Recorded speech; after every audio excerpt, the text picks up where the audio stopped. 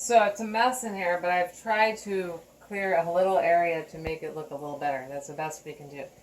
Believe me, if you saw yesterday what went on, you would feel sorry right now. You'd just go, it's okay, don't worry. Considering that we did a huge fridge clean, I think it looks okay considering. Our fridge was a super fun site. So anyway, this is hummus, and it's a really simple recipe. I'm thinking about calling this area the channel like Mira's Kitchen, not because my name is Mira yet anyway, but because I think it's a cool name. But I'm not certain. So anyway, from the kitchen just for grabbing right now, something, so that's why the camera's moving. I'm going to put in 1.5 cups of garbanzo beans. Garbanzo beans. These were pressure cooked, so we used this pressure cooker that's on the stove, and so Sarah's cooking too, and so you'd want to go. I don't actually do the pressure cooking in this household, so I cannot even advise. What I mean is I'm not even able to tell you how it's done. And she might be able to, but not at the moment. She will not. Because I'm talking. She can after I get done talking. Do you want to say anything about the pressure cooking? I basically, what I do is I soak garbanzo beans or any type of beans in water with salt overnight. Then with the pressure cooker, I just rinse those beans, put them in the pressure cooker, cover them with about an inch of water over those beans. And then I put it on the stove at high heat until it starts rocking, because the pressure. There's a top on the pressure cooker that. Sorry. It's where. So this is the pressure cooker. The lid is, but this is a little bit off topic, but it is kind of important because if you're trying, or you can just use canned beans. What are they eating? Can't be eaten beans. So when you use a pressure cooker, you can put your beans in there. An inch over, and then you're going to actually close this. Okay, so I'm going to pretend it's closed. Because she's actually going to do it, maybe. But I'm going to pretend. So when this starts to boil, this will rock. This rocks once it seals and the pressure gets to a certain point. When that happens, it will be very loud. What I do when it does is I turn it down to medium-low heat. So this is still rocking slightly. And then I turn the timer on, and I set it for 10 minutes, which is usually a general one you want to do for beans. I know there's some more specific ones for smaller beans, but I haven't looked up because we've mainly been doing garbanzo beans and black beans. Black beans, that pintos type of thing. Too. Pintos. All 10 minutes. And then when that's done and you shut the heat off, though, you have to wait. You can't just go over and start opening it. Oh yeah, what you do when you shut it off, just shut it off, let it unlock, because it will unlock. Usually you can look right here. And when it's unlocked, it looks like that, if you can see that. When it's locked, there's this little metal rod that's up there. Okay. And what you want to do is you open it and turn the lid like this, because you don't want the water the water will come down off the lid. So you don't want to hurt yourself. That's hot. So these are really cool. But they're, just use some caution. Yeah. You have to wait till it unlocks. What I usually do immediately with this lid is I take it to the sink and I run cold water over it too. Yeah, so you're careful, I can set it after it cools a little bit, or once you get it, I try to let it cool. Be very careful if you're moving it to the sink. Yeah, you want to be. You would not want to get the water. I get the water to come off as much as it can. This is a Presto. It's really basic. There's no buttons on it or anything. We don't need that. Okay. So anyway. You got your 1.5 cups of chickpeas in there that have been pressure cooked, or you have alternatively decided to buy the Eden. Did Eden? Yeah, Eden brand. Eden brand, because you are so tired and they pressure cook their beans. Yeah, or you're poor and you just got the best beans you could and you cooked them, and you're tired of hearing this. Okay, so or you just don't want to pressure cook. What you do is 1.5 cups of garbanzo beans in here, and then that's a couple of cloves of garlic that we just put in. Honestly, I say you're poor, but if you get the beans and you pressure cook them, it's going to end up being cheaper in the long run than buying the cans or buying cheap beans. It just is. Actually, it is. Okay, I just wanted to throw that in. I'm not sorry. I just threw it in. I threw in the. I just listed the amounts, actually. I'll do it again, though. So 1.5 cups of garbanzo beans, a couple of cloves of garlic, regular size cloves. This is sort of to taste, so if you like a lot of garlic, knock yourself out. I think we've put 5 cloves in before or something. We've put a lot of cloves in. We've gone crazy. Now this thing, I really like garlic. I'm doing a little bit of reviewing here. Actually, this is the Hamilton Beach small blender. It's got 20 ounces, is that right? It's a 2.5 cup, 20 2 cups, ounce. okay, 20 is 20 ounces. blender, and it's so small. You want to be careful of it overheating. I have another video on this particular thing, but I just kind of want to point out again, this is the wood citrus reamer that I'm going to use. Norpro or something? It is. It is. Norpro, and we bought it at New Seasons, and I like it because it's easy to use. It's fast. I know the seeds are still in there, but you can just take them out, or you can use a strainer. And I've told this in the other video, I like this because, sorry about that, you can switch hands. Obviously, don't drop your lemon the way I did into the thing if you do, but... It's not the biggest deal in the world to do. So, you like put... And then on this, you don't want stuff in there. You don't want, you want to make sure that you take out... It's okay to have, seeds. A little bit of stuff in there, but make sure that you take your seeds out, unless you want seeds for some reason.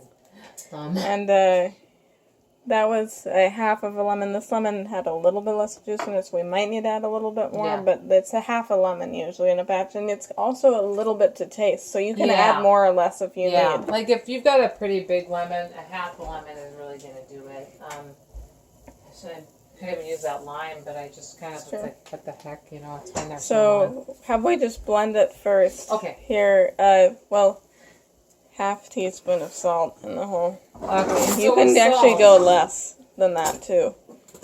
You're just gonna. Okay. So with people that are on restrictive diets, quarter teaspoon works just as well. What is this? Quarter teaspoon. Okay. I just pulled it out of there because it was something. And so keep your salt levels to the lowest you can get away with, because most stuff has salt in it. Like we aren't using canned beans, so no salt. But if you're using canned beans, they likely have salt. I can't remember if Eden does. I don't think they do. They don't add stuff. So if you're using the stuff like we use, you're not going to add salt. You may want some. You may need to add more. I fill it with water, roughly till about there, because it makes it blend easier. It's probably easiest just to pick this up. Yeah. And then there you go. You can kind of see our Berkey water filter. Oops. And more of the kitchen, which I'm further managing to drop stuff. Is that about right? Yeah, that's plenty. Okay, so because I don't really like portion. I kind of just go based on. Oh, that will be fine because there's still tahini that goes in there, and that thickens it up. So let me pause this for 1 second. Yeah, pause it for a second.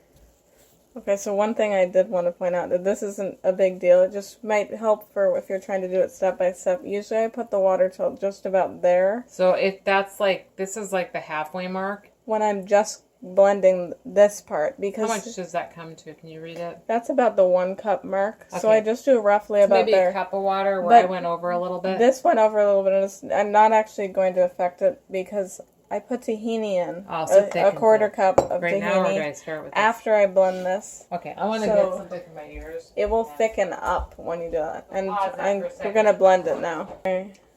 Okay, this is before we put the tahini in. So we blended this, obviously. It wasn't blended. Just magic, but she said. This one's a little bit.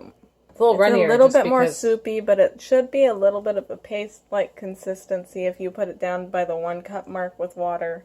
Yes, and not only that, but if you wanted to make this to get a little bit, let's say this ends up being a little thin, you have some chickpeas sitting around like I do. We could probably put a little bit more in, but first I want to see. At least from my experience when I've made this recently, especially, when you put the tahini in here, it thickens. It will thicken it up, so this consistency is about right as far as it. It is a quarter cup tahini. Let me just grab it. Tahini is ground sesame seeds. This is once again, it's organic, and unsweetened, creamy tahini. So no salt. People that can't eat peanuts, they might be able to eat this. I'm not saying to eat tons of this either. It's too much of any one thing in the diet probably isn't good. Although we have to eat. We do. Yeah, I'm getting tired of it. Don't eat this. Don't eat that. Don't eat. Okay, I'm wanting to I outed stuff from my diet for 4 years. I had a severe elimination diet where I without peppers, tomatoes, this, that, gluten. I could hardly eat anything. So I am willing to do just about anything for my health. But at some point, it's don't drink water. I have to, and it's just one, right? Yeah, just one. Okay, so I'm putting this in there. So at some point, you do need to eat stuff, and that's when I get tired being told about allergies, because sometimes it's the body's response to foods being eaten too often or the body's response to food because your body's screwed up. To get the body back in order. We've been trying to do that. We're trying to add in stuff like, probiotic stuff that's in foods, not just, like basically in sauerkraut. Yeah. There's We're talking about getting kimchi. Feed those bacteria too, like I guess they're in fruits and stuff. So okay, I'm gonna pause this while we blend this. Yeah, you don't want to hear this. Okay. So at this point, this is a consistency. It's sort of a little. It's pretty much like hummus. It is. Now, the water's actually about right. If you wanted to, you could put a few more garbanzo beans in if you don't like that consistency. It is actually kind of a little bit your preference. It is. What consistency so if you wanted to get to or maybe a little bit more, you might add in a tablespoon of garbanzo beans or something like that from here. And then the other thing is I don't mind stuff that's kind of punchy. So like I don't mind garlicky stuff. If you do, maybe roast your garlic or cook your garlic in water on the stove and just water. I basically just put water into a shallow pan and cover it a little bit, and then I steam it. It can take some of the garlic taste out of it. It really does. So if that's your issue, then you could do that. And you can have this with pita bread if you're not having gluten issues. If you are, there's a bread recipe that's really simple that you can try. That's basically ground amaranth. And maybe someone has a pita bread recipe that actually works. Pita bread recipe if you do, and it's gluten-free and it's good, please share it. But, you can also just have this with roasted like vegetables, like either carrots that are cooked or not cooked, cucumber. It's really pretty good for you. Despite what people say, the soaking helps, the pressure cooking helps to make it more nutritious. So that's why I shared those steps. Did we need any more in there? We're done, right? That's it. Okay, so that's it. That's the end of this recipe and the end of this thing. Sarah made a patty here. I just want to share because a lot of people are having trouble buying stuff, especially if you're vegan, vegetarian, or you just don't like hamburgers. And I'm not either. I'm actually a pescatarian, kind of eat meat once in a while, and I really wish I could be vegan. Anyway, this is gluten-free. It's gluten-free. It's foodies, no soy, right? no gluten. It is the brand is Foodies, yes, and the artichoke burgers. 3 patties. This is, I think, one of our favorites, isn't it? It's been my favorite. I used to eat sunshine burgers, which are still pretty good. It just they started having a little bit more like chunks of food in it. Oh, okay. Yeah, or I had yam or a carrot or something. I like this one better. So I grew to prefer these, but those are still actually good. I mean, if you're gonna eat these, you need to dress them up. Put a caramelized onion on it and stuff, or whatever. She uses condiments. You need to put stuff on these and then use a burger. And it's not going to be. Don't try to compare it to a hamburger. Oh, it's going to be different than or even a Boca burger that's imitating a hamburger, which is so unhealthy. It's not going to taste like either of those. It's not that. It will taste like a vegan patty alternative, which is what it is. Thank you for listening. I hope this gives you some ideas, and I hope you enjoy hummus.